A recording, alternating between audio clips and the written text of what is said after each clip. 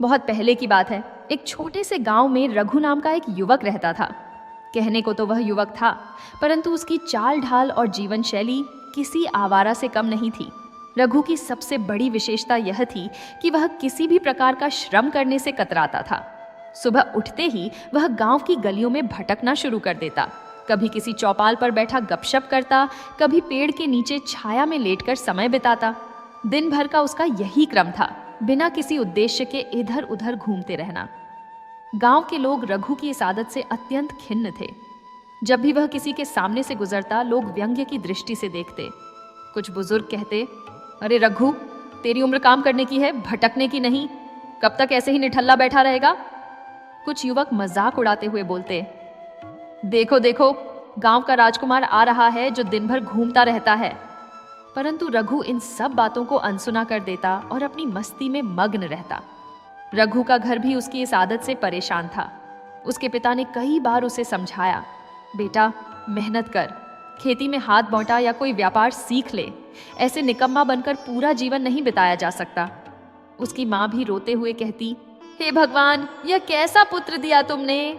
न पढ़ाई में मन लगता है न काम में, बस दिन भर घूमना और खाना, यही इसकी जिंदगी है। परंतु रघु पर इन बातों का कोई प्रभाव नहीं पड़ता था। वह सोचता कि सब उसे परेशान कर रहे हैं। समय बीतता गया और रघु की यह स्थिति ज्यों की त्यों बनी रही। एक दिन गांव में एक शादी का आयोजन था। सारे गांव वाले इकट्ठे हुए थे। रघु भी वहां पहुंच गया, यह सोचकर कि अच्छा खाना मिलेगा। परंतु जब वह भोजन की पंक्ति में बैठने लगा तो गांव के एक बुजुर्ग ने उसे रोक दिया। उन्होंने ऊंची आवाज में कहा, रघु, तू यहाँ क्यों बैठा है?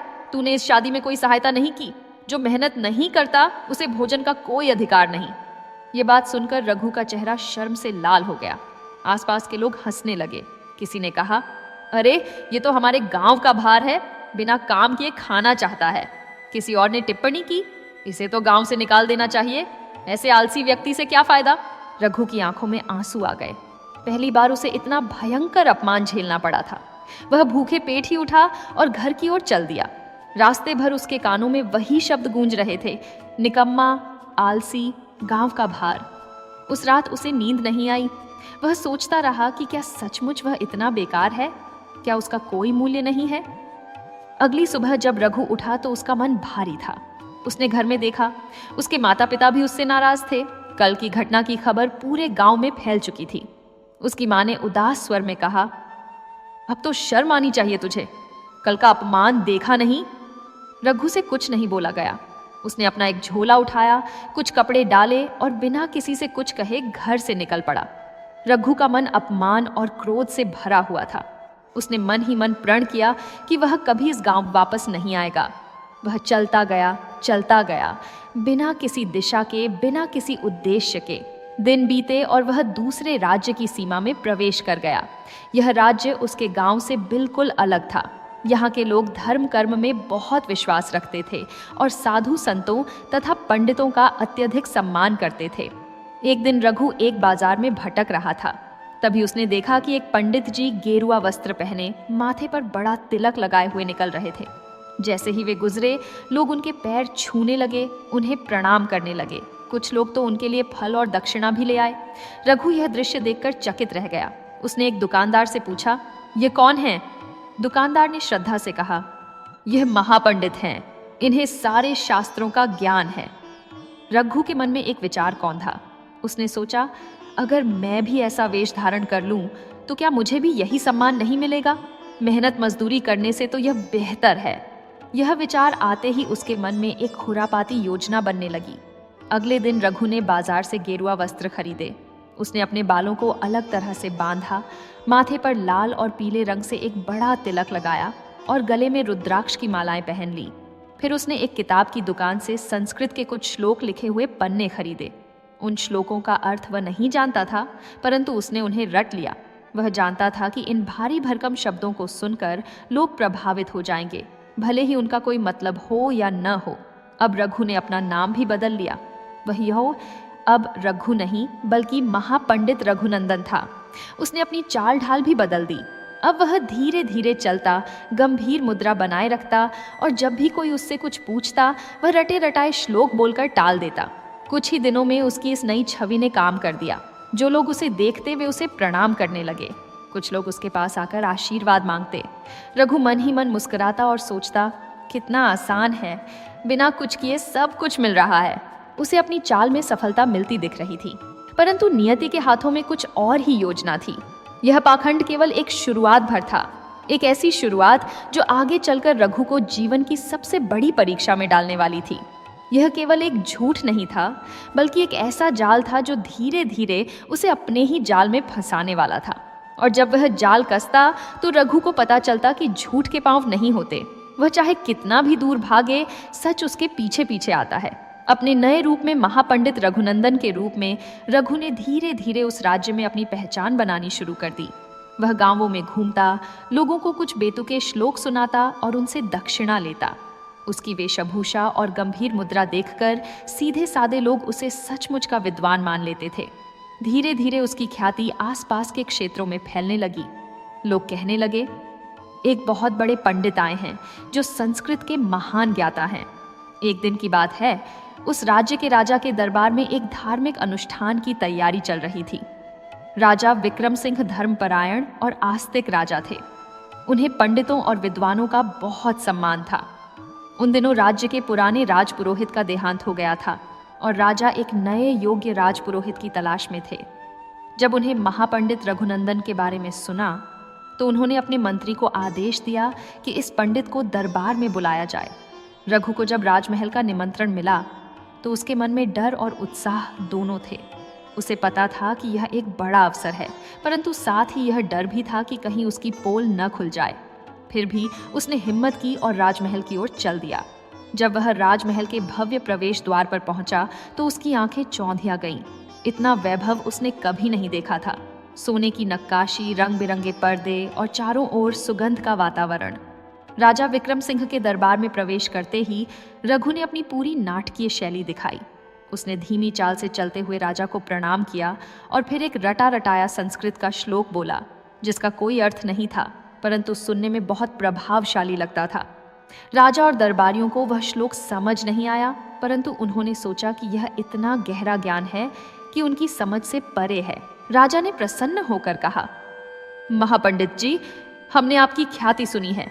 हमें एक योग्य राजपुरोहित की आवश्यकता है जो हमारे राज्य में धार्मिक अनुष्ठान करवा सके और प्रजा को धर्म का मार्ग दिखा सके। क्या आप यह दायित्व निभाने को तैयार हैं? रघु के मन में खुशी की लहर दौड़ गई। यह तो उसकी कल्पना से भी बढ़कर था। उसने गंभीरता से सिर हिलाया और कहा, महाराज, यह मेरा सौभाग्य होगा कि मैं आपके राज्य की सेवा कर सकूं। धर्म और ज्ञान का प्रसार करना ही मेरे जीवन का उद्देश्य है। राजा ने तत्काल उसे राजपुरोहित नियुक्त कर दिया। रघु को एक भव्य भवन दिया गया जो महल जैसा था। उसे रेशमी वस्त्र, सोने चांदी के आभूषण और बेशुमार दौलत दी गई। उसके भोजन के लिए अलग रसोइयां नियुक्त किए गए। अब वह दरबार में राजा के पास बैठता और उसकी हर बात को लोग ध्यान से सुनते। कुछ समय बाद राजा ने रघु का विवाह भी करवा दिया। उसकी पत्नी का नाम सुलोचना था। सुलोचना एक अत्यंत विदुषी, समझदार और शास्त्रों में निपुण महिला थी। उसके पिता एक सच्चे पंडित थे और उन्होंने अपनी बेटी को वेद, उपनिषद और धर्मशास्त्र की शिक्षा दी थी। जब सुलोचना रघु के घर आई तो उसे आश्चर्य हुआ कि उसके पति को शास्त्रों का इतना ज्ञान है। वह उनसे विभिन्न धार्मिक विषयों पर चर्चा करना चाहती थी, परंतु रघु को तो शास्त्रों का अख भी नहीं आता था। जब भी सुलोचना कोई प्रश्न पूछती, रघु घबरा जाता। एक दिन सुलोचना ने विनम्रता पूर्वक पूछा, स्वामी, मैंने सुना है कि कर्म का सिद्धांत गीता का सार है। आप मुझे इसके बारे में और बताएंगे? रघु का चेहरा पीला पड़ गया। उसे तो गीता के बारे में कुछ भी नहीं पता था, परंतु अपनी पोल न खुलने देने के लिए उसने क्रोध का नाटक किया। उसने ऊंची आवाज में कहा, सुलोचना, तुम एक स्त्री हो और मुझे ज्ञान की बातें सिखाने चली हो। मैं राजपुरोहित हूँ, मुझे सिखाने की आवश्यकता नहीं। तुम अपने घर के काम करो और मेरे विद्या के मामलों में टांग मत अड़ाओ। सुलोचना चुप हो गई।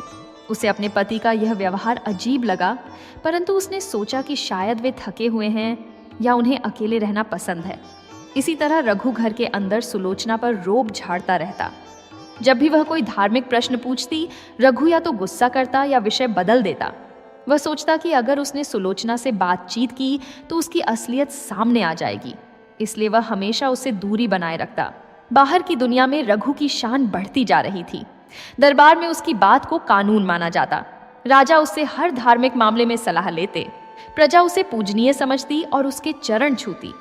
परंतु रघु के मन में हमेशा एक डर बना रहता था, कहीं उसकी असलियत सामने ना आ जाए। वह रात में सोते समय सोचता, कब तक यह नाटक चलेगा, कब तक मैं अपनी पोल छुपा सकूंगा। उसे अपनी पत्नी सुलोचना से भी डर लगता था। सुलोचना की तीक्ष्ण बुद्धि और शास्त्रों का ज्ञान रघु को हमेशा असहज कर देता था। वह जानता था कि यदि सुलोचना ने ध्यान से देखा तो उसकी सारी पोल खुल जाएगी। इसलिए वह उसके साथ कम से कम समय बिताता और हमेशा अहंकार का मुखौटा पहने रहता। धीरे धीरे रघु को अपने झूठ का नशा चढ़ गया। उसे लगने लगा कि वह सचमुच बड़ा है। वह सोचता, देखो, राजा भी मेरी बात मानते हैं, पूरा राज्य मुझे सम्मान देता है, मैं किसी से कम नहीं। अहंकार ने उसके मन में जगह बना ली और वह यह भूल गया कि उसकी यह सारी शान शौकत झूठ की नींव पर खड़ी है। परंतु जैसा कि कहा जाता है, झूठ के पांव नहीं होते। रघु की यह झूठी दुनिया जल्द ही हिलने वाली थी और वह हिलावट इतनी भयंकर होने वाली थी कि उसकी पूरी जिंदगी उलट जाने वाली थी। समय की गति अविराम है और वह किसी के लिए नहीं रुकती। रघु अपनी झूठी शान शौकत में मगन था और उसे लगता था कि उसका यह ऐशो आराम का जीवन हमेशा ऐसे ही चलता रहेगा। वह दरबार में राजा के पास बैठता, प्रजा उसे प्रणाम करती और उसके महल में हर सुख सुविधा उपलब्ध थी। परंतु प्रकृति के सामने मनुष्य की कोई चाल नहीं चलती और न ही कोई झूठ टिकता है। वर्षा ऋतु का समय आया, परंतु आकाश में बादलों का नामो निशान तक नहीं था। दिन बीतते गए, सप्ताह बीत गए, परंतु एक बूंद भी पानी नहीं बरसा। सूरज निर्दयता से तप रहा था और धरती तपती हुई तवे की भांति गर्म हो गई थी। खेतों में फसलें मुरझाने लगीं और हरियाली का नामो निशान मिट गया। चारों ओर सूखी और बंजर जमीन दिखाई देने लगी। नदियां और तालाब सूखने लगे, कुओं का जल स्तर गिरता चला गया। धीरे धीरे स्थिति और भयावह होती गई। प्रजा के पशुधन मरने लगे। गायें, बैल और भेड़ बकरियां पानी और चारे की कमी से तड़प थड़प कर प्राण त्यागने लगीं। किसानों के खेत बिल्कुल बर्बाद हो गए। जो फसल उगी भी थी वह भी सूख कर राख हो गई। प्रजा की स्थिति दयनीय हो गई। न खाने को अन्न था, न पीने को पानी। बच्चे भूख से रोते और माताएं असहाय होकर अपने बच्चों को देखती रहती। राज्य में त्राही त्राही मच गई। लोग राजमहल के बाहर इकट्ठा होने लगे और गुहार लगाने लगे, महाराज हमें बचाइए, यह सूखा हमारा सर्वनाश कर देगा। राजा विक्रम सिंह अपनी प्रजा की इस दुर्दशा से अत्यंत व्यथित थे। उन्होंने अपने मंत्रियों से सलाह मशविरा किया। उन्होंने राज्य के भंडार खोलकर प्रजा में अनाज बंटवाना शुरू किया, परंतु यह एक अस्थायी उपाय था। असली समस्या तो वर्षा न होना थी। एक दिन राजा ने अपने मंत्री परिषद की बैठक बुलाई। सभी मंत्री, सेनापति और राजपुरोहित रघु को उपस्थित होने का आदेश दिया गया। जब सब इकट्ठे हुए तो राजा ने गंभीर स्वर में कहा, मित्रों, हमारा राज्य एक भयंकर संकट से गुजर रहा है। सूखे ने प्रजा को तबाह कर दिया है। हमने मानवीय प्रयास तो कर लिए, परंतु अब हमें दैवीय शक्ति की आवश्यकता है। फिर राजा ने अपनी दृष्टि रघु की ओर घुमाई और बोले, राजपुरोहित जी, आप हमारे राज्य के सर्वोच्च धार्मिक गुरु हैं। आप वेदों और शास्त्रों के ज्ञाता हैं। आप में तपोबल है। मैं चाहता हूं कि आप अपने मंत्रों और यज्ञ अनुष्ठान से वरुण देवता को प्रसन्न करें और इस राज्य में वर्षा करवाएं। यह सुनते ही रघु के पैरों तले से जमीन खिसक गई। उसका चेहरा पीला पड़ गया और माथे पर पसीने की बूंदें आ गईं। वह सोच में पड़ गया, अरे ये क्या मुसीबत आ गई। मुझे तो पूजा पाठ का अक भी नहीं आता। वर्षा करवाना तो दूर की बात है, मुझे तो यह भी नहीं पता कि यज्ञ कैसे किया जाता है। परंतु उसे दरबार में अपना मुखौटा बनाए रखना था। उसने किसी तरह अपने आप को संयत किया और कहा, महाराज, यह एक अत्यंत गंभीर कार्य है। इसके लिए विशेष तैयारियों की आवश्यकता होगी। राजा ने कड़े स्वर में कहा, तैयारी की जितनी आवश्यकता हो सब कुछ व्यवस्थित किया जाएगा, परंतु ध्यान रहे, मैं आपको 3 दिन का समय देता हूँ। 3 दिन के भीतर इस राज्य में वर्षा होनी चाहिए। फिर राजा ने और भी कठोर होकर कहा, और यदि 3 दिन में वर्षा नहीं हुई तो यह माना जाएगा कि आप में वह शक्ति नहीं है जो एक राजपुरोहित में होनी चाहिए, और जो अपने कर्तव्य में विफल होता है उसे दंड मिलना ही चाहिए।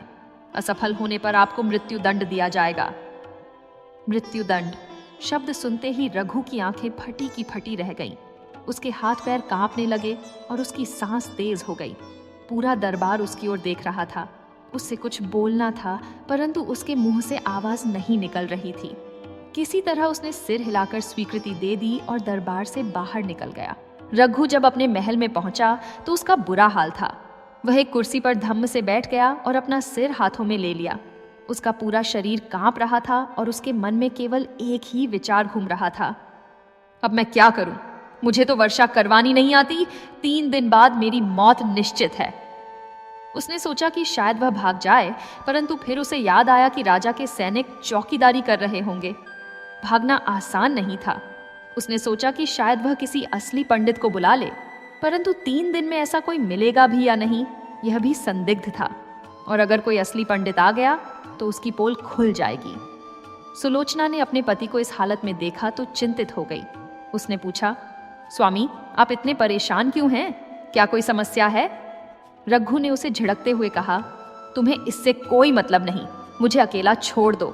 सुलोचना चुपचाप वहां से चली गई, परंतु उसे लगा कि कुछ तो गड़बड़ है। रात हुई और रघु को नींद नहीं आई। वह बार बार करवटें बदलता रहा। उसके मन में अपनी मौत का दृश्य बार बार आ रहा था। फांसी का फंदा, तलवार की धार और उसका कटा हुआ सिर। वह सोचता, काश मैंने यह झूठ न बोला होता।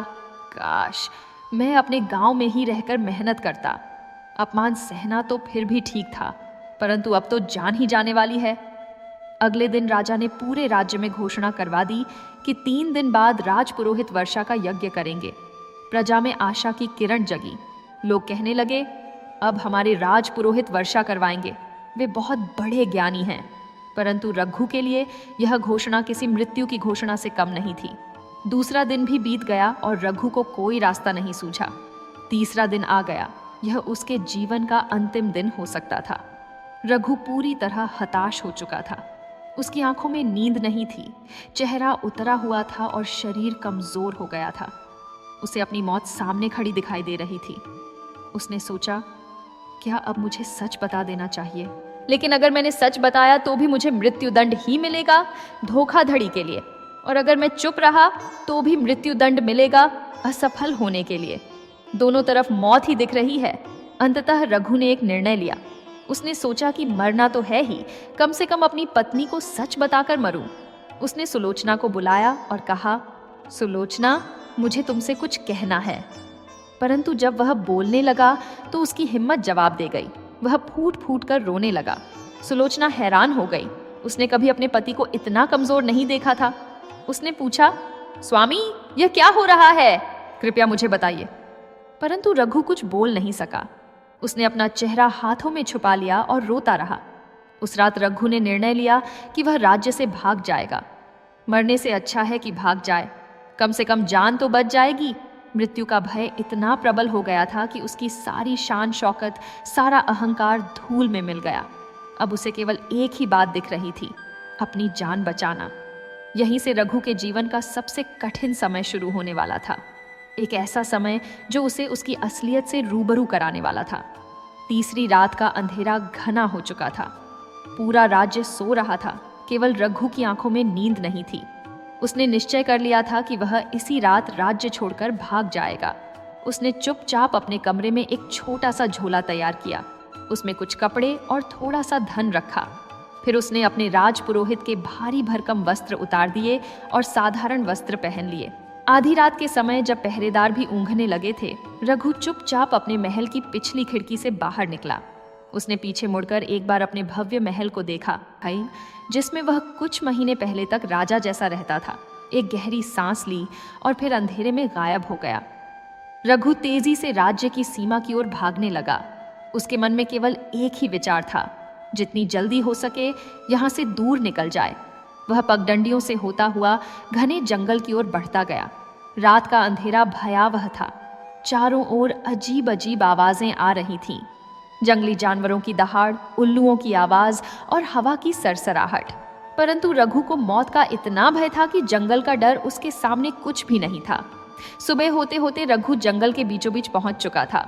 वह थक चुका था। उसके पैरों में छाले पड़ गए थे और सांस फूल रही थी। उसे भूख और प्यास भी लग रही थी। वह एक पेड़ के नीचे बैठकर सुस्ताने लगा। तभी उसे थोड़ी दूर पर एक छोटी सी कुटिया दिखाई दी। वह कुटिया पत्तों और बांस की बनी हुई थी और उसके आसपास शांति का वातावरण था। रघु उत्सुकता और आशा से भरकर उस कुटिया की ओर बढ़ा। जैसे ही वह पास पहुंचा, उसने देखा कि एक वृद्ध साधु ध्यान में बैठे हुए हैं। उनके चेहरे पर असीम शांति थी और उनके आसपास एक दिव्य तेज प्रतीत हो रहा था। यह कोई नकली साधु नहीं था, यह एक सच्चा तपस्वी संत था जिसने वर्षों तप और साधना की थी। रघु संत के पास पहुंचा और उनके चरणों में गिर पड़ा। वह रोने लगा, जोर जोर से, बिल्कुल बच्चों की तरह। उसके भीतर का सारा डर, सारी पीड़ा, सारा अपराध बोध एक साथ बाहर निकल आया। संत ने धीरे से अपनी आंखें खोलीं और रघु की ओर देखा। उनकी दृष्टि में करुणा थी, क्रोध नहीं। संत ने शांत स्वर में पूछा, वत्स, क्या हुआ? तुम इतने व्याकुल क्यों हो? रघु ने अपना पूरा सच उगल दिया। उसने बताया कि कैसे वह अपने गांव में अपमानित हुआ, कैसे उसने पाखंड का सहारा लिया, कैसे वह राजपुरोहित बना और अब कैसे मौत का सामना कर रहा है। उसने कहा, महाराज, मैं एक धोखेबाज हूँ। मैंने राजा को धोखा दिया, प्रजा को धोखा दिया। अब मुझे मेरी सजा मिलने वाली है, परंतु मुझे मरना नहीं है। मैं डर गया हूँ। संत ने ध्यानपूर्वक सब सुना। फिर उन्होंने एक लंबी सांस ली और बोले, वत्स, तुमने जो किया वह निंदनीय है। तुमने झूठ का सहारा लिया, लोगों को धोखा दिया और धर्म का मजाक बनाया, परंतु सबसे बड़ी गलती तुमने यह की कि तुमने अपने आप को धोखा दिया। रघु ने रोते हुए कहा, महाराज, मैं जानता हूं कि मैंने गलत किया, परंतु अब मैं क्या करूं? मुझे तो कुछ नहीं आता, न मुझे वर्षा करवानी आती है, न मुझे शास्त्रों का ज्ञान है। संत ने गंभीर स्वर में कहा, वत्स, वेश बदलने से ज्ञान नहीं आता। गेरुआ कपड़े पहनने भर से कोई साधु नहीं बन जाता। असली ज्ञान तो वर्षों की साधना, अध्ययन और तपस्या से आता है। तुमने शॉर्टकट लेना चाहा और देखो कहाँ पहुंच गए। संत ने आगे कहा, और यह भी याद रखो, झूठ के पांव नहीं होते। झूठ चाहे कितना भी बड़ा हो, वह एक दिन गिर ही जाता है। तुम्हारा झूठ भी अब गिरने वाला है, परंतु सवाल यह है कि तुम अब क्या करोगे? भागोगे या अपने किए का सामना करोगे? रघु ने कहा, महाराज, मैं डर गया हूँ, मुझे मौत का भय है। संत ने उसकी आंखों में देखते हुए कहा, मौत से भागने से मौत नहीं टलती वत्स, और जो व्यक्ति झूठ के बोझ तले जी रहा है वह तो जीते जी मरा हुआ है। तुम्हें लगता है कि तुम राज्य छोड़कर भाग गए तो बच जाओगे? नहीं, तुम चाहे कहीं भी भाग जाओ, तुम्हारे भीतर का अपराध बोध तुम्हारा पीछा करेगा। तुम कभी शांति से नहीं जी पाओगे। रघु ने पूछा, तो फिर मैं क्या करूं मातोकर्णी महाराज? संत ने दृढ़ता से कहा, वापस जाओ, राजा के सामने जाओ और अपना पूरा सच बता दो। हाँ, इससे तुम्हें सजा मिल सकती है। हो सकता है कि तुम्हारी जान भी चली जाए, परंतु कम से कम तुम सच के साथ जियोगे या मरोगे। सत्य में ही वह शक्ति है जो तुम्हें भय मुक्त कर सकती है। झूठ तो तुम्हें हमेशा डराता रहेगा, परंतु सच तुम्हें मुक्ति दे सकता है। रघु ने कहा, परंतु महाराज, यदि मैंने सच बता दिया तो मुझे मृत्युदंड मिलेगा। संत ने मुस्कुराते हुए कहा, वत्स, मृत्यु से बड़ा भय झूठ के साथ जीना है। और कौन जानता है, शायद तुम्हारे सच बोलने के साहस को देखकर राजा तुम पर दया कर दे। परंतु भले ही ऐसा न हो, तुम कम से कम अपने विवेक के साथ शांति से मर सकोगे। संत ने उसके सिर पर हाथ रखा और कहा, जाओ बेटा, जीवन में पहली बार सच्चाई का मार्ग अपनाओ। पहली बार अपनी गलती स्वीकार करो, यही तुम्हारी असली परीक्षा है। रघु के मन में एक अजीब सी हिम्मत आई। संत के शब्दों में एक शक्ति थी जो उसके भीतर के डर को कम कर रही थी। उसने संत के चरण छुए और उनसे आशीर्वाद लिया। फिर वह वापस राज्य की ओर चल पड़ा। इस बार भागने के लिए नहीं, बल्कि सच का सामना करने के लिए। उसकी यात्रा अब एक नए मोड़ पर थी, एक ऐसे मोड़ पर जहां उसे अपने पूरे जीवन का सबसे कठिन निर्णय लेना था। सूर्योदय हो चुका था और तीसरे दिन की सुबह आ गई थी, वह दिन जो रघु के लिए आखिरी दिन हो सकता था। राज्य में हलचल मची हुई थी। राजा विक्रम सिंह ने दरबार में सभा बुलाई थी और पूरी प्रजा को भी उपस्थित होने का आदेश दिया था। आज राजपुरोहित वर्षा का यज्ञ करने वाले थे, परंतु जब सैनिकों ने राजपुरोहित के महल में जाकर देखा तो वह वहां नहीं था। उसकी पत्नी सुलोचना भी हैरान थी। उसने बताया कि रात को उसके पति वहां थे, परंतु सुबह से गायब हैं। यह खबर जब राजा तक पहुंची तो उनका क्रोध 7वें आसमान पर पहुंच गया। उन्होंने आदेश दिया, राजपुरोहित भाग गया है, उसे खोजो और पकड़कर लाओ। पूरे राज्य में सैनिकों ने खोजबीन शुरू कर दी। प्रजा में निराशा फैल गई। लोग कहने लगे, देखा, वह भी एक धोखेबाज निकला, हम पर विश्वास करके भाग गया। परंतु तभी दरबार के मुख्य द्वार पर एक हलचल हुई। द्वारपाल ने राजा को सूचना दी, महाराज, राजपुरोहित आ गए हैं। राजा और सब दरबारी चौंक गए। रघु दरबार में प्रवेश कर रहा था, परंतु उसकी हालत देखने लायक थी। उसके कपड़े धूल से सने हुए थे, चेहरा थका हुआ था और आंखों में लाली थी। वह धीरे धीरे चलता हुआ राजा के सिंहासन के सामने आया। राजा ने क्रोध से कहा, राजपुरोहित, तुम कहाँ थे और यह क्या हालत है तुम्हारी? आज वह दिन है जब तुम्हें वर्षा करवानी है, तैयारी शुरू करो। रघु ने कुछ नहीं कहा। उसने धीरे धीरे अपने राजपुरोहित के वस्त्र उतार दिए। वह गेरुआ चादर, वह माला, वह तिलक, सब कुछ उसने जमीन पर रख दिया। पूरा दरबार सन्नाटे में आ गया। किसी को समझ नहीं आ रहा था कि यह क्या हो रहा है। फिर रघु घुटनों के बल राजा के सिंहासन के सामने बैठ गया। उसके चेहरे पर आंसू थे। उसने कांपते हुए हाथ जोड़े और बोलना शुरू किया, महाराज, मुझे क्षमा करें। राजा हैरान थे। उन्होंने कहा, यह क्या नाटक है? स्पष्ट बोलो। रघु ने गहरी सांस ली और फिर सब कुछ बता दिया। उसने बताया कि वह कोई ज्ञानी नहीं है, बल्कि एक अनपढ़ और कामचोर व्यक्ति है। उसने बताया कि कैसे उसने अपमान से बचने के लिए पाखंड का सहारा लिया। उसने बताया कि उसे न तो वेदों का ज्ञान है, न शास्त्रों का, और न ही वर्षा करवाने का कोई तरीका पता है। उसने कहा, महाराज, मैं एक धोखेबाज हूं। मैंने आपको धोखा दिया, प्रजा को धोखा दिया। मुझे जो भी सजा देना चाहें दे दें, परंतु अब मैं और झूठ नहीं जी सकता। पूरा दरबार स्तब्ध रह गया। कुछ लोगों के मुंह से अचानक शोर निकला, यह धोखेबाज है, इसे फांसी दो। प्रजा में गुस्सा फैल गया। लोग चिल्लाने लगे कि इसने हमारे विश्वास का मजाक उड़ाया है। राजा विक्रम सिंह का चेहरा क्रोध से लाल हो गया। उन्होंने गरजते हुए कहा, रघु, तुमने हमारे राज्य, हमारी प्रजा और हमारे विश्वास के साथ छल किया है।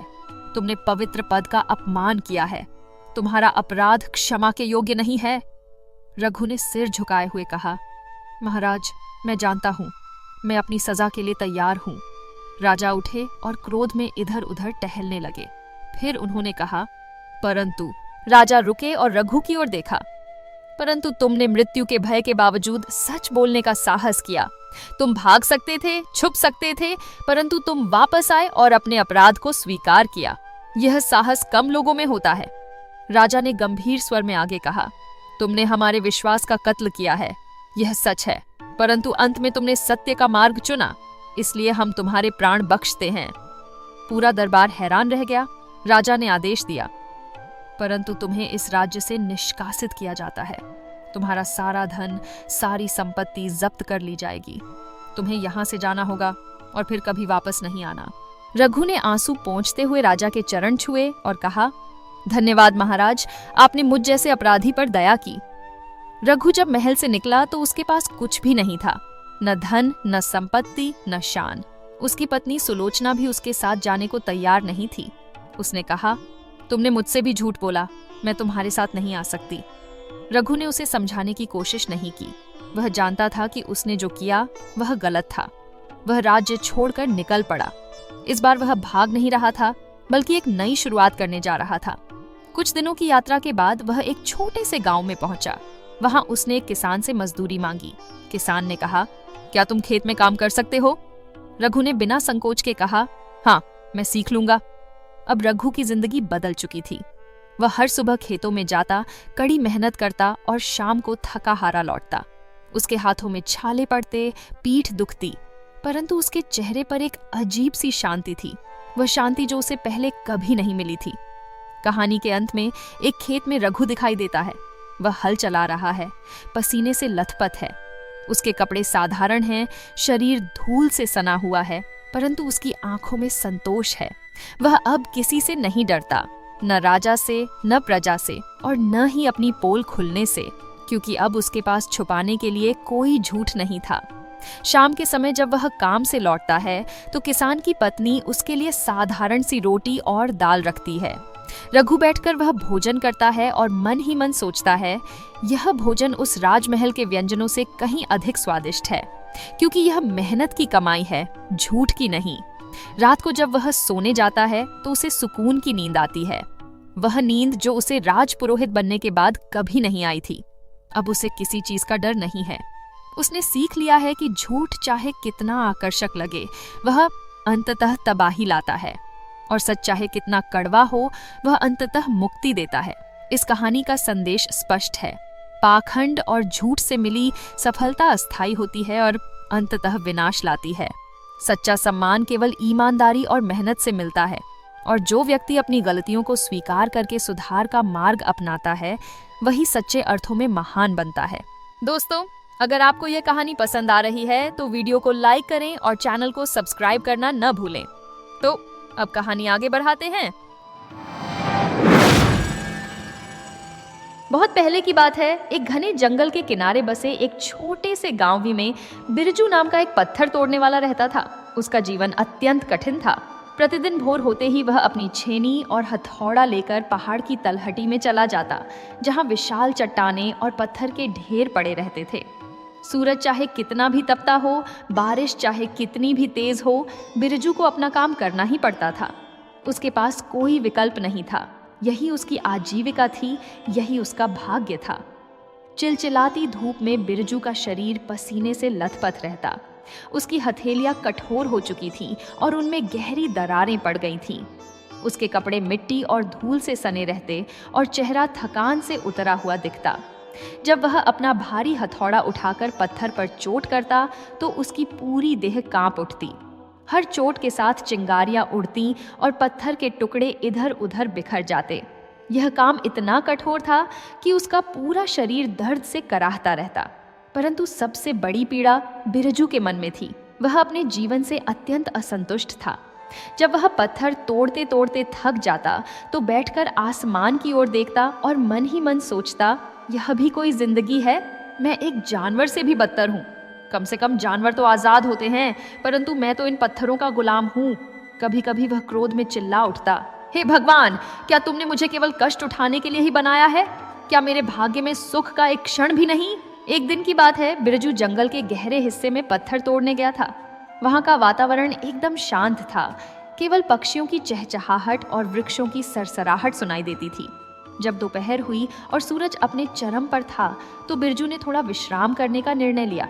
वह एक बड़े पेड़ की छाया में बैठ गया और अपनी थकान मिटाने लगा। तभी उसकी नज़र पास की झाड़ियों पर पड़ी। झाड़ियों के बीच में कुछ अजीब सी आकृति दिखाई दी। जिज्ञासावश बिरजू उठा और झाड़ियों को हटाया। उसने देखा कि वहां एक पुरानी मूर्ति पड़ी हुई थी, एक देवता की मूर्ति। यह मूर्ति धूल, मिट्टी और काई से ढकी हुई थी, मानो सदियों से किसी ने इसकी परवाह नहीं की हो। परंतु फिर भी उस मूर्ति में एक दिव्यता थी जो बिरजू को महसूस हुई। बिरजू के मन में अचानक श्रद्धा का भाव जागा। यद्यपि वह अपने भाग्य से नाराज था, परंतु वह धर्म और देवताओं में विश्वास रखता था। उसने सोचा कि इस देवता की मूर्ति का यहाँ ऐसी हालत में पड़ा रहना ठीक नहीं है। उसने तुरंत निर्णय लिया कि वह इस मूर्ति को साफ करेगा। बिरजू ने अपनी गमछा से धूल झाड़ी और फिर पास के झरने से पानी लाकर मूर्ति को धोया। उसने बड़े प्रेम और सावधानी से हर हिस्से को साफ किया। जब मूर्ति चमकने लगी तो बिरजू को एक अजीब संतोष का अनुभव हुआ। फिर उसने जंगली फूल तोड़े और उन्हें मूर्ति के चरणों में चढ़ाया। उसने अपनी थैली से थोड़ा सा सूखा भोजन निकाला और उसे भी प्रसाद के रूप में रख दिया। फिर उसने आंखें बंद की और मन ही मन प्रार्थना की। उसकी प्रार्थना में कोई स्वार्थ नहीं था, केवल श्रद्धा थी। वह देवता को कोई शिकायत नहीं कर रहा था, बस अपना प्रेम निवेदन कर रहा था। यह निस्वार्थ सेवा थी जो बिरजू ने अपने कठोर जीवन के बीच भी की। अचानक मूर्ति के चारों ओर एक दिव्य प्रकाश फैलने लगा। बिरजू की आंखें खुल गईं और वह चकित रह गया। मूर्ति से एक आकृति प्रकट हुई, एक देवता की आकृति जो तेज से चमक रही थी। देवता की आंखों में करुणा थी और चेहरे पर मुस्कान। बिरजू घबरा गया और तुरंत नीचे झुक गया। उसने कहा, प्रभु, मैं तो एक साधारण पत्थर तोड़ने वाला हूँ, मैं आपके दर्शन के योग्य नहीं। देवता ने मधुर स्वर में कहा, बिरजू, मैं तुम्हारी निस्वार्थ सेवा से अत्यंत प्रसन्न हूँ। सदियों से मेरी यह मूर्ति यहाँ पड़ी थी, परंतु किसी ने मेरी सुधि नहीं ली। तुमने मुझे साफ किया, फूल चढ़ाए और प्रेम से पूजा की। मैं तुम्हें एक वरदान देना चाहता हूँ, मांगो। क्या मांगते हो? बिरजू हैरान रह गया। उसके मन में तुरंत अपने कठोर जीवन की यादें आ गईं। वह चिलचिलाती धूप, वह भारी हथौड़ा, वह दर्द भरी हथेलियां और वह अनंत थकान। उसने बिना सोचे समझे कह दिया, प्रभु, मुझे इस पत्थरों की दुनिया से नफरत है। यह जीवन बहुत कठिन है।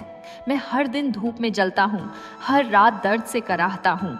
मुझे एक शक्तिशाली राजा बना दीजिए ताकि मुझे कभी धूप में काम न करना पड़े, कभी भूख न सहनी पड़े। मैं महलों में आराम से रहूं और सब मेरा सम्मान करें। देवता ने बिरजू की ओर देखा और उनकी आंखों में एक अजीब सी चमक आई, मानो वे कुछ जानते हों जो बिरजू नहीं जानता। परंतु उन्होंने कुछ नहीं कहा। उन्होंने केवल मुस्कुराते हुए कहा, तथास्तु, तुम्हारी इच्छा पूरी हो। यह कहते ही देवता अंतर्ध्यान हो गए। चारों ओर फिर से सामान्य हो गया। केवल जंगल की आवाजें, पक्षियों की चहचहाहट और हवा की सरसराहट। बिरजू ने इधर उधर देखा, परंतु देवता कहीं नहीं थे। मूर्ति फिर से वैसी ही थी जैसी पहले थी, परंतु अब वह साफ और सुंदर दिख रही थी। बिरजू खड़ा हो गया। उसे अजीब सा लग रहा था। उसे लगा कि शायद यह एक सपना था या फिर धूप का असर, परंतु उसके मन में एक आशा जग गई थी, आशा कि शायद उसका जीवन बदलने वाला है। वह अपना हथौड़ा और छेनी उठाकर वापस गांव की ओर चल पड़ा, यह सोचते हुए कि क्या सचमुच उसकी इच्छा पूरी होगी। परंतु नियति के हाथों में कुछ और ही योजना थी। यह वरदान केवल एक इच्छा पूर्ति नहीं थी, यह एक ऐसी यात्रा का आरंभ था जो बिरजू को जीवन का सबसे महत्वपूर्ण पाठ पढ़ाने वाली थी। यह यात्रा उसे दिखाएगी कि असली शक्ति क्या है और सच्ची संतुष्टि कहाँ मिलती है। बिरजू को अभी यह एहसास नहीं था कि उसकी खोज जल्द ही एक ऐसे मोड़ पर पहुंचने वाली है जहां उसे अपने अस्तित्व का सच समझ आएगा। अगली सुबह जब बिरजू की आंखें खुलीं तो वह अपनी झोपड़ी में नहीं था। वह एक विशाल राजमहल के भव्य शयन कक्ष में था। उसके नीचे रेशम के गद्दे थे और ऊपर मखमल के पर्दे। चारों ओर सोने चांदी की वस्तुएं सजी हुई थीं। बिरजू चौंक कर उठा और अपने आप को देखा। उसके शरीर पर महीन रेशमी वस्त्र थे, हाथों में कीमती अंगूठियां और माथे पर एक सुनहरा मुकुट। यह क्या हो गया? बिरजू ने हैरानी से कहा। तभी कमरे के द्वार खुले और कई सेवक झुककर अंदर आए। उन्होंने कहा, महाराज प्रणाम, आपकी सेवा में हम हाजिर हैं। आज आपको नगर भ्रमण के लिए जाना है। बिरजू को विश्वास नहीं हो रहा था। देवता का वरदान सच हो गया था। वह एक शक्तिशाली राजा बन गया था। उसके चेहरे पर एक चौड़ी मुस्कान फैल गई। उसने सोचा, अब मेरे दिन बदल गए। अब कोई धूप में काम नहीं, कोई पत्थर तोड़ना नहीं, अब मैं आराम से जीऊंगा। कुछ दिन तक बिरजू अपने नए जीवन का आनंद लेता रहा। वह महल में घूमता, स्वादिष्ट भोजन करता और आरामदायक जीवन जीता। उसके पास सैकड़ों नौकर थे जो उसकी हर आज्ञा का पालन करते, परंतु धीरे धीरे उसे लगने लगा कि वह प्रजा से दूर हो गया है। उसने निर्णय लिया कि वह एक भव्य शाही सवारी के साथ नगर भ्रमण करेगा। एक सुनहरी सुबह बिरजू राजा बनकर हाथी पर सवार होकर अपने नगर में निकला। उसके आगे पीछे सैनिकों की टुकड़ी थी, ढोल नगाड़े बज रहे थे और लोग सड़कों के दोनों ओर खड़े होकर उसे झुककर सलाम कर रहे थे। बिरजू को लग रहा था कि वह दुनिया का सबसे ताकतवर इंसान है। उसने सोचा, अब मुझसे बड़ी कोई शक्ति नहीं है, सब मुझे मानते हैं। परंतु जैसे जैसे समय बीतता गया, सूरज आकाश में ऊंचा चढ़ता गया। दोपहर होते होते उसकी किरणें अत्यंत तीव्र हो गईं। चिलचिलाती धूप ने पूरे नगर को तपा दिया। बिरजू हाथी पर बैठा था और उसके ऊपर छत्र लगा हुआ था, फिर भी उसे गर्मी महसूस होने लगी। पसीना उसके माथे पर आ गया। उसके रेशमी वस्त्र भी उसे ठंडक नहीं दे पा रहे थे। धीरे धीरे गर्मी इतनी बढ़ गई कि बिरजू का सिर चकराने लगा। वह बेचैन हो गया। उसने अपने सेवकों को आदेश दिया कि उसे पंखा झला जाए, परंतु वह भी पर्याप्त नहीं था। सूरज की तेजी इतनी थी कि वह सब कुछ भेद रही थी, छत्र, कपड़े, यहाँ तक कि राजा का घमंड भी। बिरजू ने आसमान की ओर देखा। सूरज अपनी पूरी शक्ति से चमक रहा था। तभी बिरजू के मन में एक विचार आया, मैं राजा हूँ, मेरे पास इतनी सेना है, इतनी संपत्ति है, परंतु मैं इस ऊपर वाले सूरज का कुछ नहीं बिगाड़ सकता। यह सूरज मुझसे कहीं ज्यादा शक्तिशाली है। यह राजा को भी जला सकता है, प्रजा को भी तपा सकता है। इसके सामने मेरी ताकत कुछ भी नहीं। बिरजू का मन फिर से असंतुष्ट हो गया। उसे लगा कि राजा बनकर भी वह पूरी तरह शक्तिशाली नहीं हो सका। सूरज उससे भी बड़ी शक्ति है। उसकी अतृप्त इच्छा फिर जाग उठी। उसने मन ही मन देवता को पुकारा, हे प्रभु, मुझे राजा नहीं बल्कि शक्तिशाली सूरज बना दीजिए। तभी मैं सच्चा बलवान बन पाऊंगा। और देवता ने फिर से उसकी इच्छा पूरी कर दी। एक क्षण में बिरजू का रूप बदल गया। वह अब आकाश में चमकता हुआ सूरज बन गया था। जब बिरजू सूरज बन गया तो उसे अपनी नई शक्ति पर अपार गर्व हुआ। अब वह आकाश के केंद्र में एक विशाल अग्निपिंड के रूप में चमक रहा था। उसकी किरणें पूरी धरती पर फैल रही थीं और हर प्राणी उसकी शक्ति के सामने नतमस्तक था। पहली बार बिरजू को लगा कि उसे वास्तविक शक्ति मिल गई है, ऐसी शक्ति जिसके सामने कोई टिक नहीं सकता। सूरज बनकर बिरजू ने अपना प्रभाव दिखाना शुरू किया। उसने अपनी तेज किरणों से खेतों को सुखा दिया। हरे भरे पेड़ मुरझा गए और उनकी पत्तियां झड़कर जमीन पर गिर गईं। नदियों का जल स्तर गिरने लगा और छोटे तालाब सूखकर दरारों से भर गए। पशु पक्षी छाया की तलाश में इधर उधर भागने लगे। लोग अपने घरों में छुप गए और प्रार्थना करने लगे कि यह भीषण गर्मी कम हो। परंतु बिरजू को इससे कोई फर्क नहीं पड़ रहा था। वह सोच रहा था, अब मैं सर्वशक्तिमान हूँ। पूरी दुनिया मेरे रहम व करम पर निर्भर है।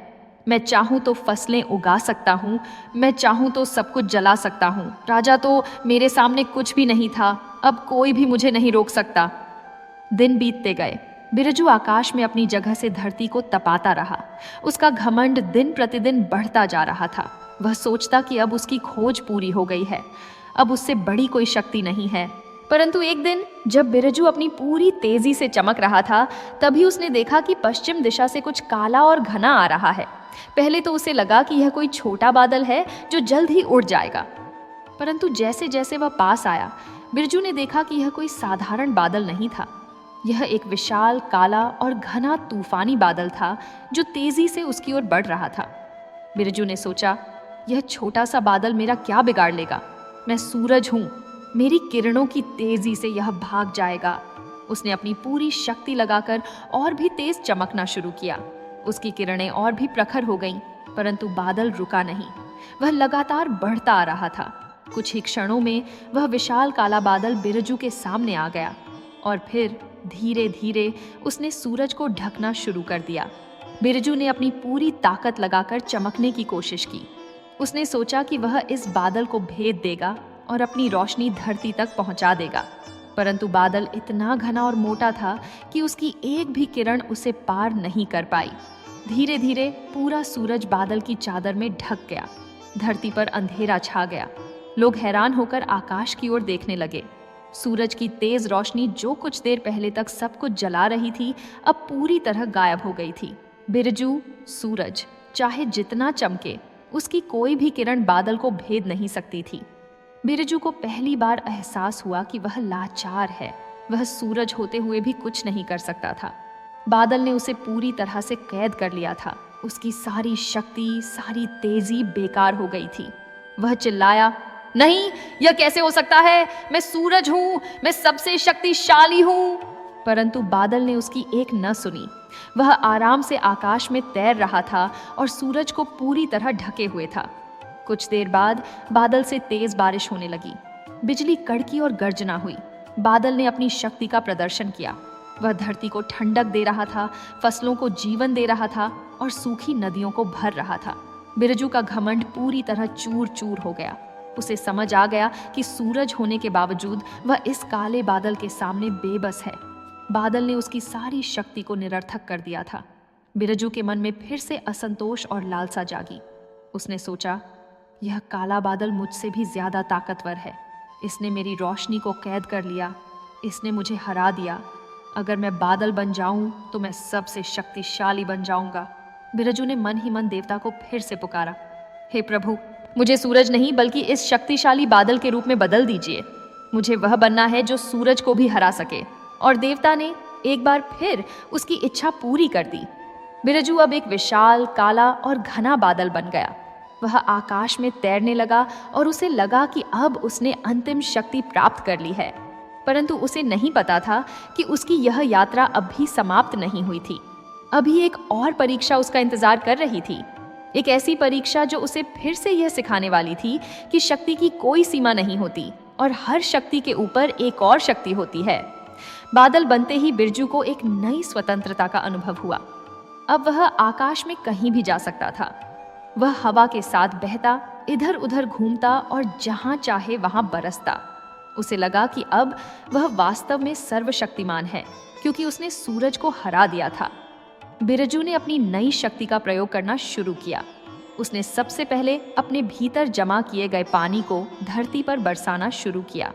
पहले तो हल्की बारिश हुई, फिर तेज और फिर बहुत तेज मूसलाधार बारिश शुरू हो गई। आकाश से पानी ऐसे गिर रहा था मानो नदियां उल्टी बह रही हों।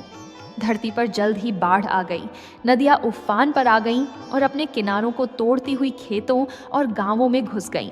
बड़े बड़े पेड़ जो सदियों से खड़े थे, तिनकों की तरह उखड़कर बहने लगे। घर मकान पानी में डूबने लगे। जानवर और लोग ऊंची जगहों की तलाश में भागने लगे। चारों ओर हाहाकार मच गया, परंतु बिरजू को इससे कोई फर्क नहीं पड़ रहा था।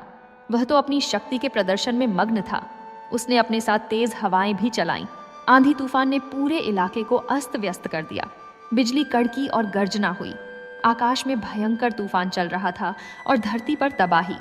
बिरजू ने सोचा, अब मैं सच में सर्वशक्तिमान हूँ। मैं सब कुछ नष्ट कर सकता हूँ। राजा मेरे सामने कुछ नहीं था, सूरज भी मेरे सामने हार गया। अब कौन है जो मुझे रोक सके?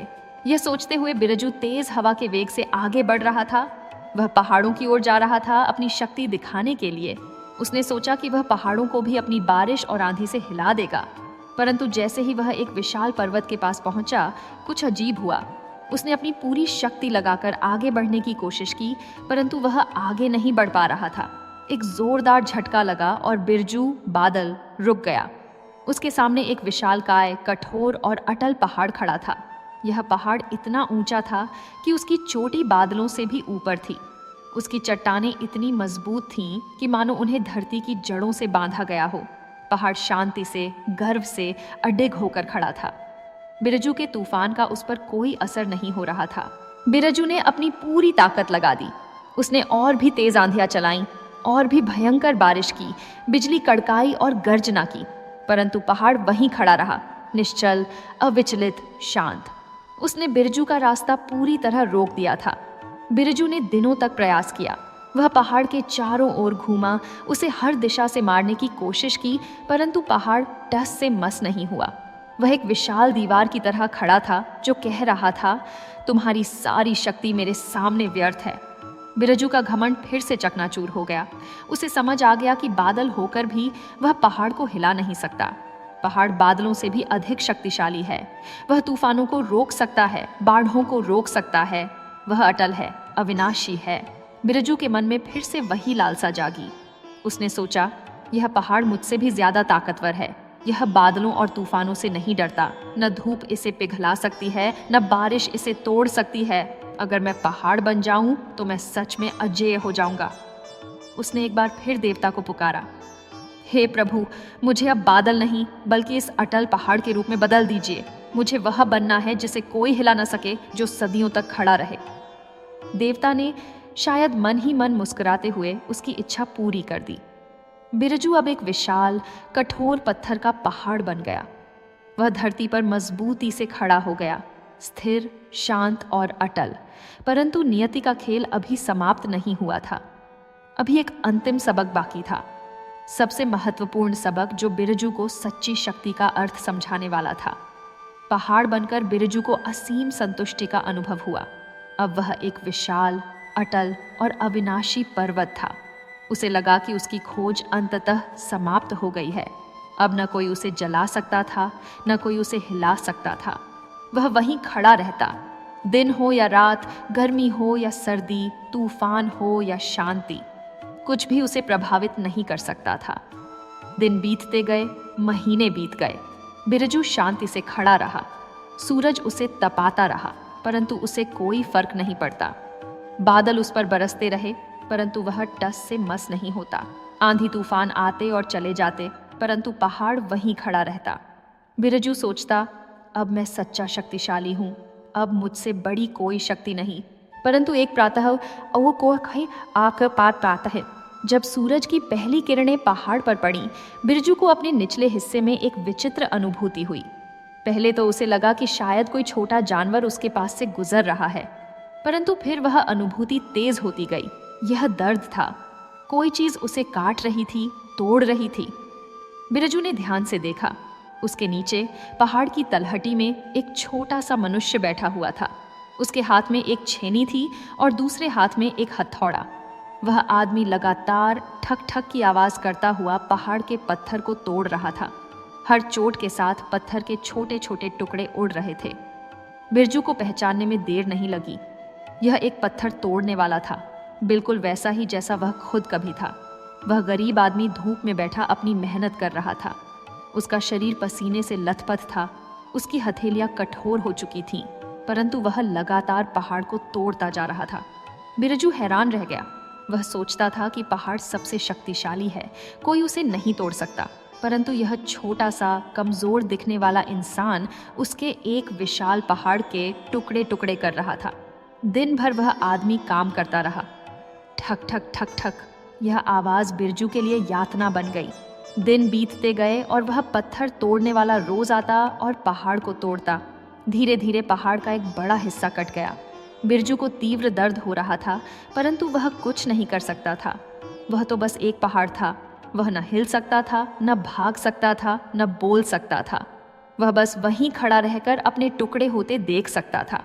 बिरजू को अचानक एहसास हुआ, मैं कितना मूर्ख था। मैं राजा बना, सूरज बना, बादल बना, पहाड़ बना, सब कुछ बना, परंतु दुनिया की सबसे बड़ी शक्ति तो वही पत्थर तोड़ने वाला है, जो अपनी इच्छा शक्ति, अपनी मेहनत और अपने औजारों से पहाड़ का सीना चीर सकता है। राजा गर्मी से परेशान हो जाता है, सूरज बादलों से ढक जाता है, बादल पहाड़ से रुक जाता है, परंतु यह छोटा सा इंसान, यह पत्थर तोड़ने वाला सी की सब किसी से नहीं रुकता। यही असली शक्ति है। बिरजू को अपनी गलती का एहसास हो गया। उसे समझ आ गया कि वह जिस जीवन से भागना चाहता था, वही जीवन सबसे शक्तिशाली था। एक पत्थर तोड़ने वाले की मेहनत, उसकी इच्छा शक्ति और उसका दृढ़ संकल्प, यही सच्ची ताकत है। बाहरी रूप या पद से शक्ति नहीं आती, बल्कि भीतर की इच्छा शक्ति और कर्म से आती है। बिरजू ने पूरे मन से देवता को पुकारा, हे प्रभु, मुझे माफ कर दीजिए। मैं कितना मूर्ख था। मैं अपने मूल रूप को तुच्छ समझता था, परंतु अब मुझे पता चला कि वही सर्वश्रेष्ठ था। कृपया मुझे वापस मेरा असली रूप दे दीजिए। मुझे फिर से वह पत्थर तोड़ने वाला बना दीजिए। देवता प्रकट हुए। उनके चेहरे पर एक करुणामय मुस्कान थी। उन्होंने कहा, बिरजू, तुमने अंततः जीवन का सबसे महत्वपूर्ण पाठ सीख लिया। शक्ति बाहरी रूप में नहीं, बल्कि भीतर की इच्छा शक्ति और कर्म में होती है। तुम राजा बने, सूरज बने, बादल बने, पहाड़ बने, परंतु हर बार तुम्हें किसी न किसी से बड़ी शक्ति मिली। यह तुम्हें सिखाने के लिए था कि सच्ची शक्ति पद या रूप में नहीं, बल्कि अपने कर्म और संकल्प में है। देवता ने आगे कहा, एक पत्थर तोड़ने वाला अपनी मेहनत से पहाड़ों को तोड़ सकता है। वह अपनी मेहनत से अपने परिवार का पालन पोषण करता है।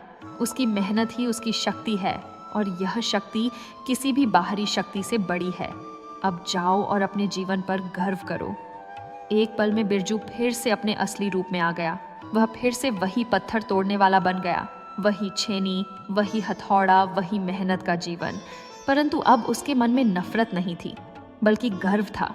अब वह जानता था कि वह जो काम कर रहा है, वह किसी राजा, सूरज, बादल या पहाड़ से कम नहीं है। बिरजू ने अपना हथौड़ा उठाया और फिर से पत्थर पर चोट की। इस बार चोट में एक नया उत्साह था, एक नई ऊर्जा थी।